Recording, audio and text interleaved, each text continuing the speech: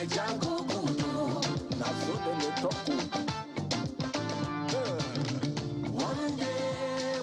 you for staying with us. I'm sure that you all know the meaning of this word that has now evolved into our dictionary. Japa is now a buzzword, and it's actually a Yoruba word which means emigrate. Leave. Nigerians who emigrate are highly qualified specialists with skills in engineering, medicine, education, law, information technology, and many more. Most of them, of course, are gainfully employed as nurses, medical doctors, lecturers, and IT professionals in the US, in the UK, in Saudi Arabia, South Africa, in Canada, and so on. So, what is the reason for this new syndrome in Nigeria? Why are young people so, well, not just young people actually, even older ones, are so eager to get away from this country, whereas this is the only country that we have? Well, we're going to discuss this with two people, two gentlemen this morning. It's my pleasure to welcome the head consultant and CEO of IntelServe, a business consultant and a business intelligence analyst, Mr. Roman Osegale. Thank you. Good morning. Good morning. He's with us in the studio here in Lagos, and joining us virtually is a human resource and education professional, Mr. Yomi Fawayimi. Good morning. Good morning. Nice to have you. Good morning. Thank you for joining us. Thank you. So, Mr. Osegale, why are you still in Nigeria? A very great place to start. Okay. I am actually engaged to a company which I'm consulting for. And I think I came in last year, and the company saw what I did. You came in? Last year. You mean you were away? No, I came in to the country last year. That's what I'm saying. I really don't You live had jackpot. Yeah, I've been out of this country for quite a while. So I visited last year, and a company engaged me. So you're among those we're talking about. So that's why. You have since jackpot. I've left this country since 2013, but before then, my family had left, I think, in 2005. So I was just going back and forth. What was the reason for them leaving? Well, I think for all of you leaving? It got to a point, my wife then just got fed up of the medical practice here and said she wasn't interested in practicing medicine here anymore. I think something happened where she works, and she said, you know, the extent of what was going on, it wasn't professional, and the way they practice medicine in Nigeria was not professional. You know, this is it's disturbing, because these are the same doctors who leave this country, and they're doing fantastically well in other climes, and our governors and our big men in this country live here to go for medical treatment abroad, and most of the time it is Nigerian doctors who attend to them. So, see, you can't stop people from migrating. If you look at Europe in the 1700s, 1800s, and 1900s, a lot of people left Europe to the New World, and that's North America. And it was basically because of probably the feudal system then, and poverty, and also they say Europe was built on war, and the war that was going on in Europe.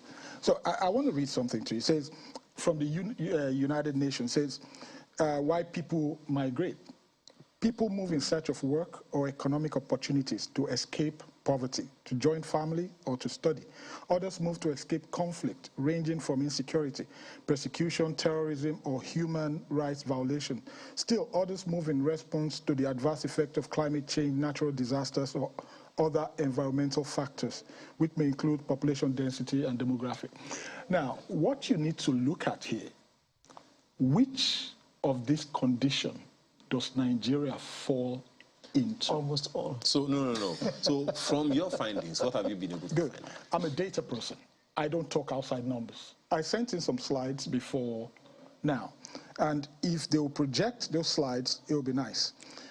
Which one of them? Let's go to slide 1. Okay. Slide 1. But before you speak to those, let me ask Mr. Fawemi, perhaps for his own opening statements as well. This trend is not new to you. I mean, you've been hearing about this for a while as well. And what is concerning now is the new wave, so to speak. The new wave of people emigrating from Nigeria. I mean, classic case, a memorable case of the Japa syndrome in the 80s was Andrew. I'm sure you remember Andrew. It was on the NTA, and it was literally saying, people, don't leave Nigeria, we all can make it work, and all of that. But it seems no one is interested in that anymore. Interesting, and thanks for connecting with Andrew. Right, it's very interesting. I mean, before the 80s, we should actually go further down.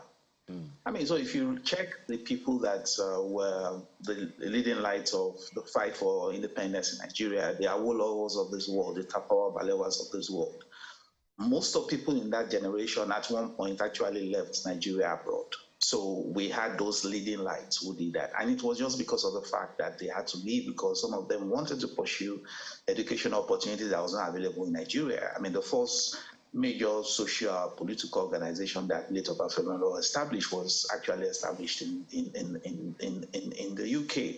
Now, so that was the first generation. Now, let's remember the fourth generation of Nigerians that left Nigeria abroad went through slavery, so they were forced to go.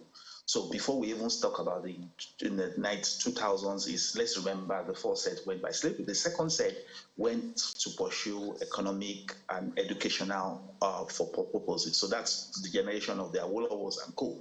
The next generation was the generation that left in the 50s. They went in the 50s because some of the educational results had started to come in, and some of them wanted to become engineers. I remember you had two options then in Nigeria if you wanted to do higher education. You have the Yaba College of Technology available for you and the University of Ibadan. You remember the University of Ibadan was essentially more humanities and the arts at that point, and the tech opportunity. So you have a lot of people who had to go abroad to pursue those ambitions. So that was the second generation. The third generation was the 80s, and it was just a result of economic challenges and also education, because at that point, that was when we started to have a relatively high failure rate of WAEC. At that point, the 80s Japa for the young people was more like people who didn't pass WAEC will go abroad and go and become professionals. I mean, and they'll go study and stuff like that. Now, we have, like, in my view, a fourth generation, which is a reaction to the socioeconomic situation we have in Nigeria. But let us remember, because when we talk about this Japa, there's a sense in which we feel it's a Nigerian problem. If you go back to traditional or classical economics, there are 4 factors of production. Of those 4 factors of production, the most mobile is capital. So today we celebrate foreign direct investment, we celebrate foreign money coming to Nigeria. We don't have a problem with that. Now, the second factor of production that is most mobile is labor. Labor will always respond because it's a mobile thing. If you think about it, we're all walking on 2 legs, and those 2 legs are supposed to make us move. Now, it's not only Nigeria that are moving, it's a global phenomenon. When the US Open was concluded this week, and that young man, the 19-year-old, I told somebody that the winner of the US Men's Open is a teenager. He's 19 years old. If you check the guy's story, there is the element of Japa, if you allow me to say, in immigration there. So I wrote a very short article that my conclusion after observing young winners of tennis in the last couple of years is that there's practically a story related to immigration to it. So, and the immigration does not have to be from poor countries to rich countries. There's actually sometimes within rich countries. We had a situation in one of the Grand Slams where 2 teenagers got to the final, and one of them emigrated from the UK to Canada, while the other one emigrated from Canada to the US. So you see a situation that people are responding to where they will likely get what is better concerning results. for us, Mr. Fawemi, is that it is literally depleting the system. I'm sure you understand why the concern is high now. It was the same thing, as you rightly pointed out, in the 80s when the federal government put out words through the official, well, the government stations then, that Nigerians should stay in the country. It's like depleting the human resources of the country. That is what the concern is, and it will seem like the same thing is happening again. Those other places, better opportunities, of course. But the concern here is, of course, people are not happy with what is happening in the country, socioeconomic reactions and all, but it's not just looking good now, nor in the future. Okay, great point. But let me also put it back to you. You watched the Olympics game. You saw the way the women made us proud, winning gold medals, from people like Toby Amushan to some of the Paralympians, as we call them then, winning all of those medals for Nigeria. My question to you is that how many of them were in Nigeria? How many of them that represented us were living in Nigeria? Toby Amushan, for example, is a young lady that used to run in Ogun State. At some point, a university abroad pushed her, developed her, and she now represents Nigeria, and she won the gold medal and wow. So when you say depleting, when Toby Amushan left, what was the depletion? What was the gap our absence created? And as our absence not being a benefit to us? So the point I'm trying to make is that people migrating is not a problem. The problem is, what are you doing with those resources? So, for example, I am not currently in Nigeria. Your TV station reached out to me and invited me to join a discussion with you in Lagos. Now, the question is, if you tell me that I must come down physically, you will not be able to have the opportunity for us to have this dialogue. But you have created a system that made me contribute to what you are discussing. Are you then saying that the Japa syndrome is not a concern? It's not a concern, Mr. Let me talk to Auntie Alero and to you. All of you Japa to Lagos, you're not Lagosians.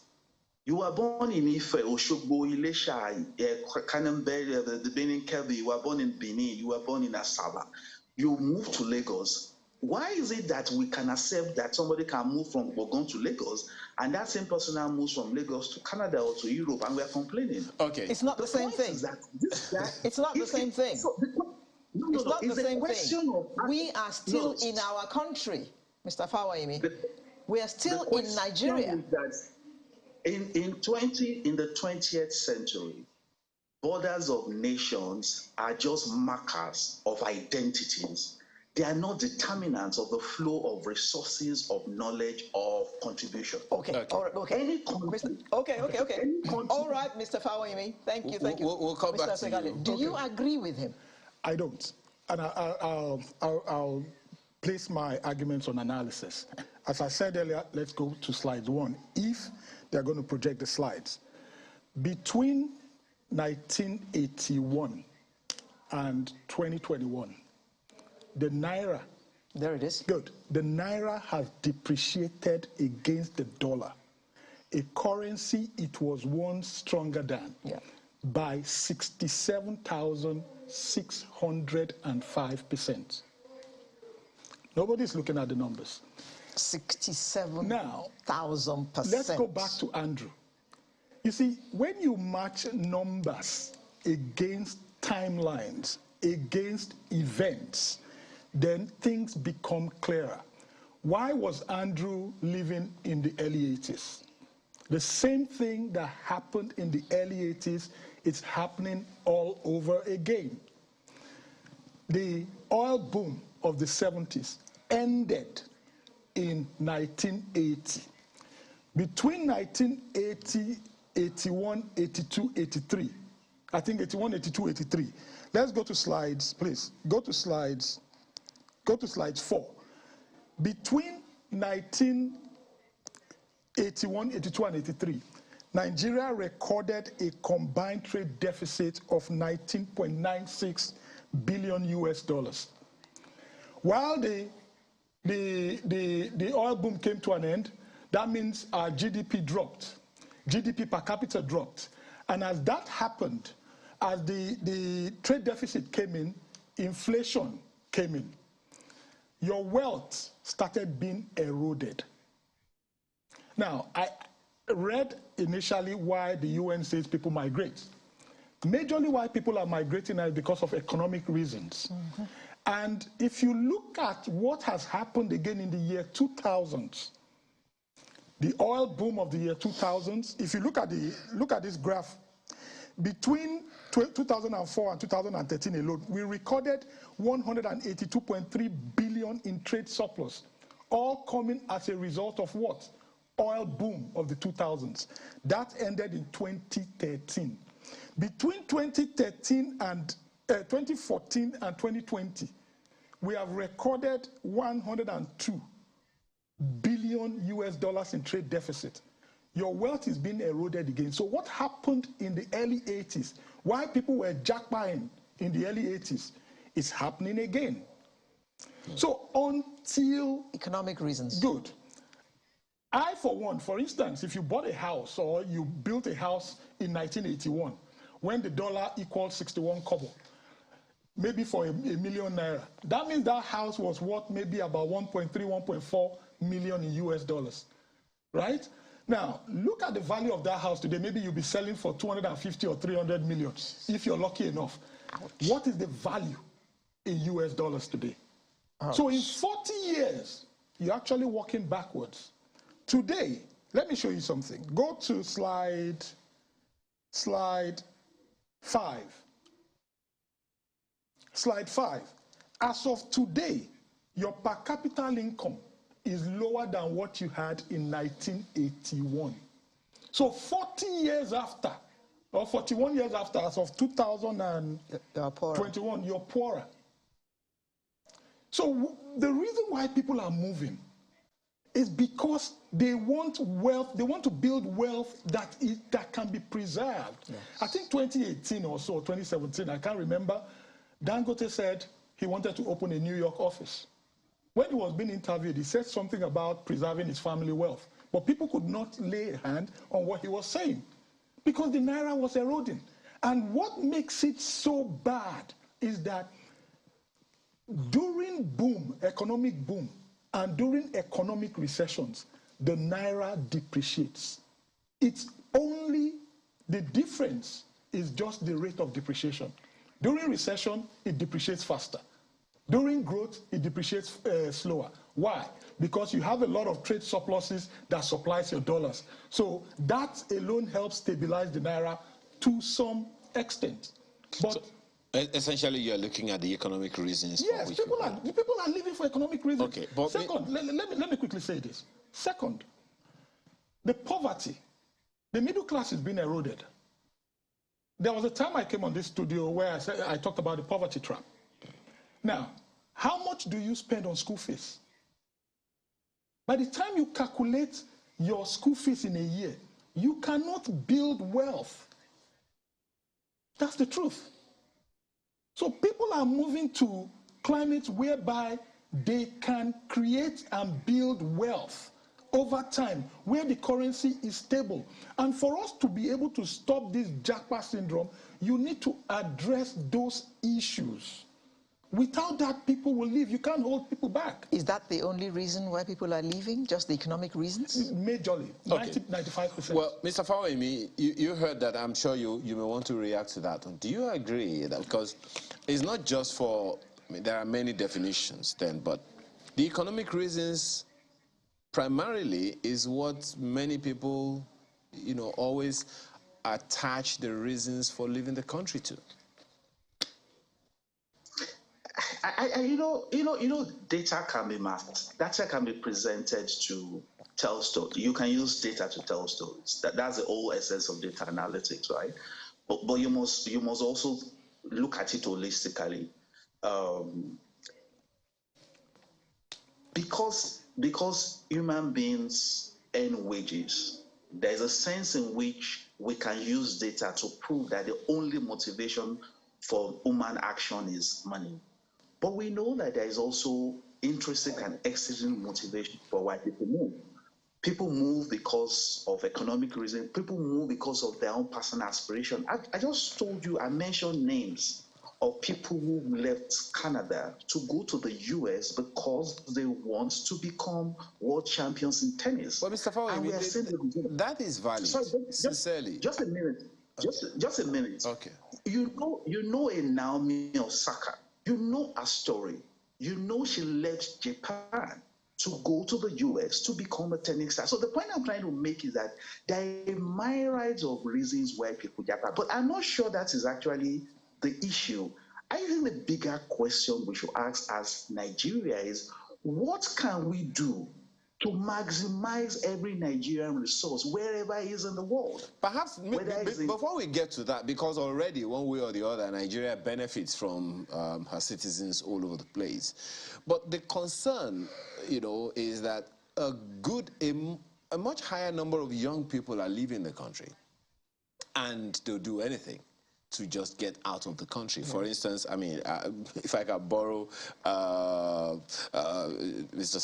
Segale's slide here, and I think is the second of the slides speaks to overall youth unemployment and underemployment rate in the country. Yeah. I mean, if you look at the fact that young people don't have jobs and the opportunities are just not looking nice to them, look at the figures that you can see on the screen.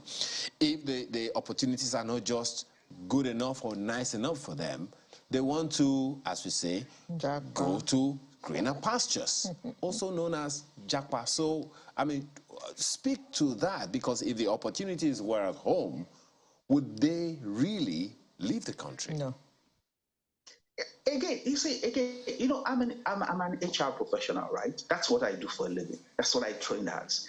All these arguments that the only reason why people are moving is for economic reason, I'm saying it's not the only reason. It's an important reason. It's a critical reason, but that's not the only reason. But it's the reason a higher number of people are leaving. Perhaps they would leave, but maybe not just at that same velocity. Again, don't forget that we should not use Lagos to determine Nigeria. The reason why many people are leaving Lagos, remember, I always try to say that there's a sense in which living in Lagos makes us feel what happens in Lagos is what happens all over Nigeria. Remember, Lagos is a peculiar situation because many people migrated to Lagos. They already started a migration path, and it's easy for them to move again elsewhere. If you go to talk to somebody in other parts of Nigeria, this fear of many people are leaving. I am an HR professional. I sit on boards of HR professional institutes in Nigeria. It's not the reality of every part of Nigeria because of the fact that some people have chosen not to move. The point I'm trying to make is that economic reasons drive a lot of migration.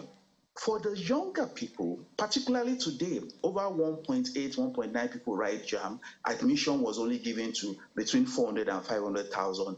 That gap, those people will seek for economic opportunities. Remember also two other factors which are external to what we do in Nigeria is the fact that many countries in the world are deliberately hunting for people. I gave the example of the UK. Immediately Brexit happened and the Europeans had to leave the workforce in UK. The UK government strategically took a decision to increase the number of international students and give them access to work afterwards. Many Nigerians went on that thing. There are also the fact that globally, countries are developing strategies to hunt for people. I give the same example of Tubi Amusha I mentioned. Again, Mr. Fawemi, you just underscored the importance. Why, leave the gaps? Let me bring that to you, Mr. Segale. The examples. We'll come back to you. We'll come back to you, Mr. Fawemi. So why leave the opportunities for other people to reap from the brains of your professionals? To answer that question, let's go to slide. No, let's go to slide 8, please. I want us to begin. We have just a second. We have just about 15 minutes to close this. So we need to begin to look at solutions. Good. Now, how do we reverse the trend? Look, to reverse the trend, you need to invest. You need to look at the problem, cause and effect, right? Look at slide 8. United States, human capital, of all the wealth the United States has, human capital accounts for 244 trillion. Physical capital, all those razzmatazz you see, the high rise, the highways, all their infrastructure only account for 62 trillion. So the human capital assets ratio, let's just say 4 to 1. Look at France, ratio 3 to 1. Look at Britain, ratio 4.2 to 1. 4.2 to 1. You understand?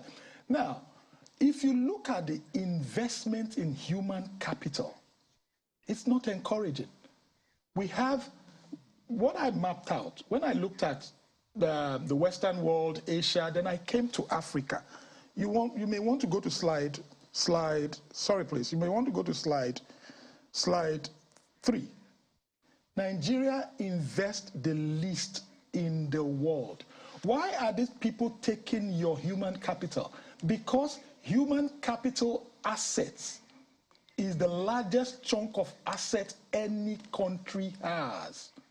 You need to understand how these things work. The World Bank classified the wealth of every country into 4 broad categories: produced assets, human capital asset, natural asset, and your net foreign assets.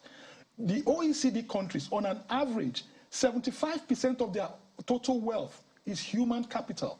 The United Kingdom, 89% of the total wealth of the United Kingdom is human capital. 75% of US wealth is human capital. Japan has the highest. Over 90% of their wealth is human capital. So they know what they are doing when they are telling you we want skilled labor. They are taking your wealth. As of 2012, Nigeria's total wealth, 55% of it was human capital. So let me ask you, if you have different asset classes and you have to invest, will you not invest in the one that gives you the highest return? Obviously, that's where you put most of your money. That's what the Western world is doing. That's what we are supposed to be doing. That's what we are not doing. And that's why people will continue to live. They see that you have these assets. The asset will bring them productivity. Productivity will bring them profit. Productivity will increase their economy. So it is not just about Japa. They are depleting your assets. But Mr. Segale, okay, if they have invested so much in theirs and they have so much of their own, why are they still doing long throat for our own? You need to understand. Let me say this. If you go through the process, if you go through all the industrial revolutions, first industrial revolution, second industrial revolution, third industrial revolution, the proposed fourth industrial revolution, you will find one thing that is certain, that repeats itself: migration. And when you find that migration, the first industrial revolution, steam engine, England, Britain then, you know what they did? The government quickly moved in and passed policies. Because they did not have enough skilled people, they opened their borders to skilled immigrants from Eastern Europe. The same thing, the US, the second industrial revolution, over 10 million people entered the US. From you understand? Europe. Yes. They know that these things are going to grow their economy. So basically what is going on now is the human capital need for the fourth industrial revolution. We are not looking at it. Okay. Mr. Fawemi, I go back to an example that I heard of the University College Hospital in Ibadan, that people came from that country where you are now to give birth in Nigeria at UCH in Ibadan. Call that migration, perhaps because the eggheads were there and able to do that. But I'm not sure how many people will confidently want to do that anymore. Speak to some of the issues that you've heard Mr. Segale raise in the light of this example that I just gave. So again, let's talk data. 2019, citizens immigration to Canada by country, 2019. The highest country was India. You may talk about poverty, but the next country was China. 3 times more Chinese came to India than Nigerians. There were 12,600 Nigerians that immigrated to Canada, because we keep saying this thing as if 1 million Nigerians are left, 12,000. Now, let me tell you what will shock you. 12,000 Nigerians immigrated to Canada 10,000 Americans immigrated to Canada. So the number of Americans and the number of Nigerians that immigrated are almost the same number. I'm looking at the data here. Just to say, human beings are designed to move. And the question we need to ask ourselves is, as a country, what do we do to benefit from where our people is? I give the example of the US. As a US citizen, you are supposed to file your tax wherever you are in the world. You work in Togo, you work in Eritrea, you work in Ethiopia. When you make money there, it doesn't matter whatever you are doing there, you are expected to still file your taxes for the US government and pay a difference.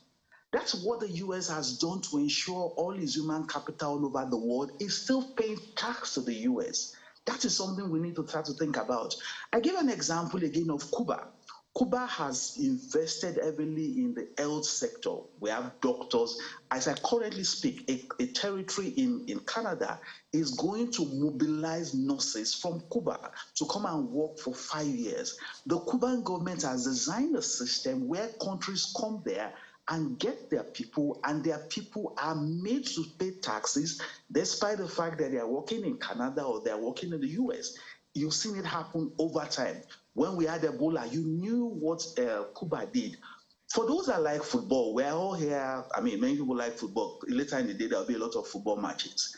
The EPL is composed of players who are not essentially from the UK. The UK has created a system. They claim that they introduced football, but they have created a beautiful system that have attracted footballers from all over the world. They make a lot of money and they pay taxes to the UK government. Why, for example, can't we as Nigerians start to think about it? We train somebody to be a doctor from Unilag or UCH, or to be an engineer, or to be an HR person. The person in Nigeria, if he attended a federal university by policy, tuition is free. He gets a Nigerian certificate. After he finishes NYSC or before he goes, he leaves Nigeria and goes to work elsewhere. And we don't have any scheme to ensure this person contributes to Nigeria.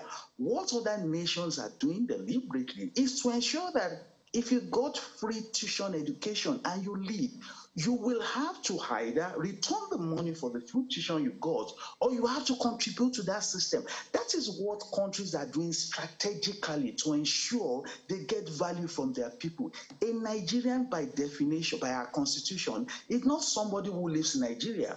A Nigerian, by our laws and our constitution, is somebody who became a Nigerian either by birth or through the grandparents or become nationalized. Those people are Nigerians, and we must start to think about how to maximize them wherever they are. Whether they are running in US as Toby Amusho, whether they are playing football in Spain like Osimhen, whether they are dancing like my dear friend Segun Lawal is doing in UK.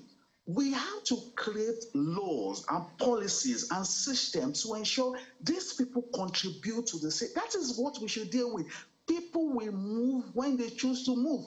Our current President Buhari, was born in Daura. He moved to Abuja because of opportunities. If he finishes there, he's going to go back somewhere else. The problem is not fighting whether people move or not. The problem is wherever you move to, contribute. But you, Mr. Fawemi, have always been concerned about the states and the standard of education in the country.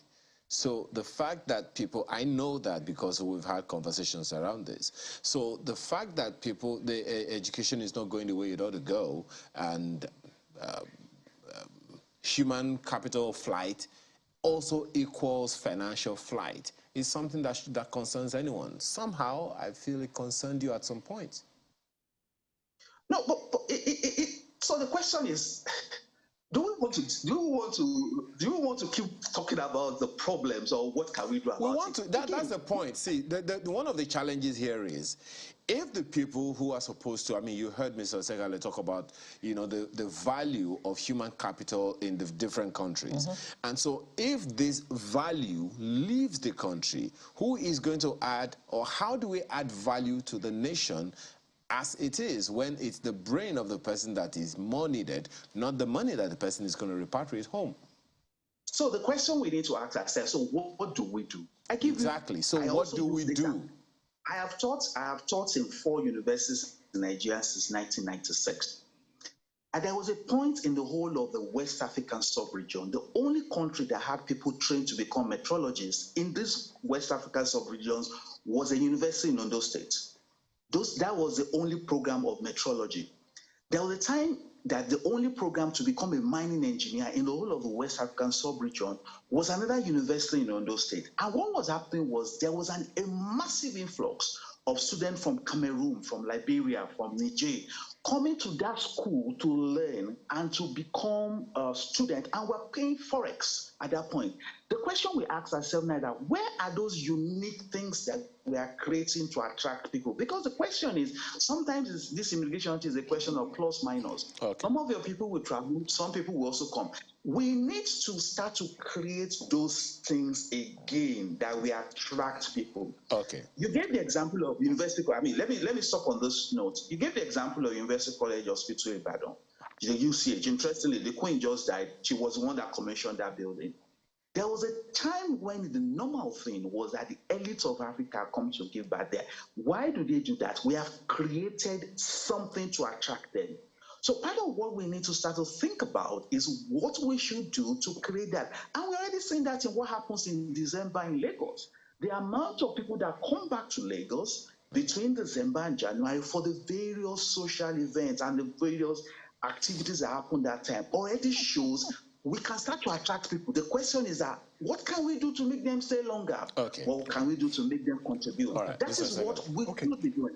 So we must start winding down now. So we must start talking solutions now. Okay. Things that we can do to make sure that our citizens stay here and to attract other people so that we too are among those who are bringing in human capital.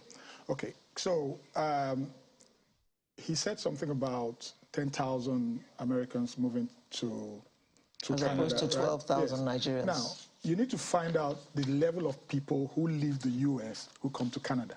They are not their best brains. Most of the people that come to Canada, working class. Yeah, probably maybe looking for the social system. You understand? So there's a problem when you're best, and then the amount.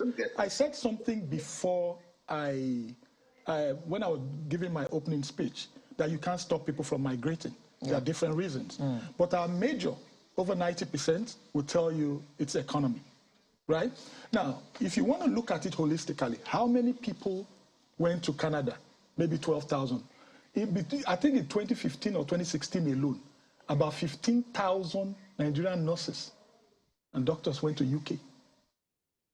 Do you understand? So when that majority are your best brains, if that happened in the US would declare a state of emergency. And they want to know why these people are leaving.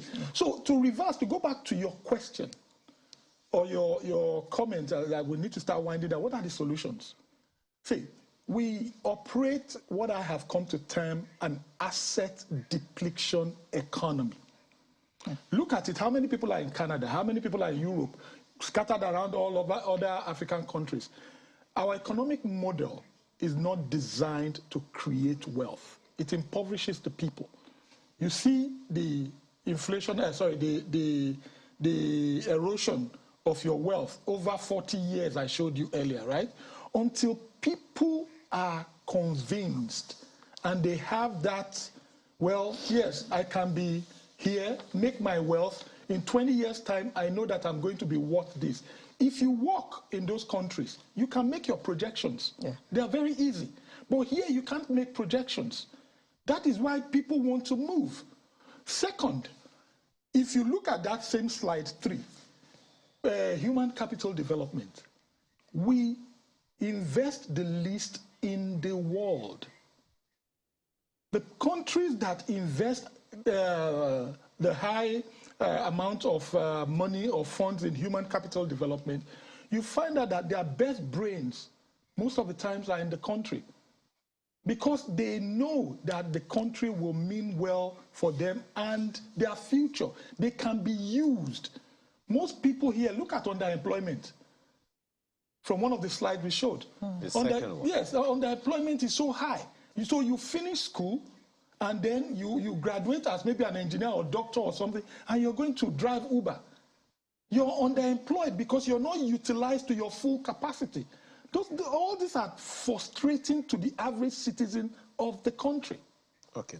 Now, talking solutions, I mean, you also heard what he said about creating structures around values that can either retain people in Nigeria or motivate Nigerians abroad to repatriate funds, to pay taxes to the country and all of that one. What do you make of that? Well, the taxes, okay. I think Nigeria has tax treaties with most countries, right? So in such a case, it might go 50-50. For instance, if you live in Canada and you're a resident of the US, you're bound to pay taxes in both countries, right? Canadian taxes are higher. US taxes are lower. So what Canada does is they'll tell you, okay, you've paid your taxes in the US, so you pay the balance. For instance, if you fall within the tax bracket of 30% in the US and your primary country of income is the US, right? You pay that 30%. Canada will say, okay, our tax bracket for your income level is 40%. Please give us the rest, yes, please give us the rest 10%. But you see, it goes both ways. The diaspora remittance, if you look at the diaspora remittance, right, it has also helped the economy. We cannot say it's all bad. You understand? You look at slide 7, for instance. We've had a trade deficit of about 106 billion US dollars between 2014 and now. But at the same time, diaspora remittance between 2014 and 2021 is 167.9 billion. So if not for diaspora remittance, the US dollars would probably maybe be selling for 1,000 naira by now. All right, so Mr. Fawemi, as we wrap this all up, what would be your suggestion first to the people and then to government in 30 seconds, if possible? Interesting, 30 seconds. To the people, go where you will thrive. Don't differentiate between, understand your part of being nationalistic is to maximize your potential. So wherever you can maximize that potential, go there. Don't say staying in Nigeria or not staying in Nigeria is tied to being nationalistic or being patriotic. The best thing you may do for yourself is to go to where you can thrive. That is my own advice to people. As an educationist, to parents, ensure your children stay in an environment that will maximize what they want to achieve. I've told parents this time and over, even on your program, if your child wants to study some professional courses like law, for example, or medicine, it pays for you and it's cheaper for you to keep that child in Nigeria to school because we have a good system that will make that guy a great lawyer, a great doctor, a great accountant. If your child wants to go to the tech world, wants to go to media, it's important for you to think again where you're sending that child to, that the child can become a world beater. That's the reality that we are in today in the global economy. To the system and to the government, I gave the example of a province going to hunt for nurses in Cuba. I think state governments need to start to think about what to do about this. Your previous set of speakers talked about technical colleges. What would be wrong, for example, for Ekiti State or Kebbi State or Edo State to approach a province in Canada or in the US and say, you know what, we're going to produce for you nurses that can come there and work for 17 or 15 months or 3 months and things like that. Yeah, well, we need to start to create those collaborations. The UK, for example, has what they call Mr. Fawemi, you have spent 120 seconds, and so I need to deduct that from your account. Well, you have 30 seconds, Mr. Segale. Okay. Your passing shot. Thank you. First of all, we need to change our economic model from an asset depletion economy to an economic model that is investment, right, that builds wealth. When you're able to build wealth wherever you are, you stay. Now, second, the government needs to invest in critical infrastructures and human capital. Now, one of the things that is actually making people leave is the lack of investment in human capital. You want your kids' future. So if government is able to do that, reverse the trend of the economy, people will stay. Okay. Yeah. Thank you very much, gentlemen. Roman Osegale, Head Consultant, CEO, IntelServe Incorporated, Business Consultant, Business Intelligence Analyst, as well as Mr. Yomi Fawayimi, who joined us virtually. Mr. Fawayimi is a human resource and education professional. Thank you very much, gentlemen, for coming. I hope that the people listened to you both, and I hope that the government also listened to you both. Right, so Sunrise will be back in just a moment, and we'll talk that thing about your food being your medicine. And vice versa. Thank you.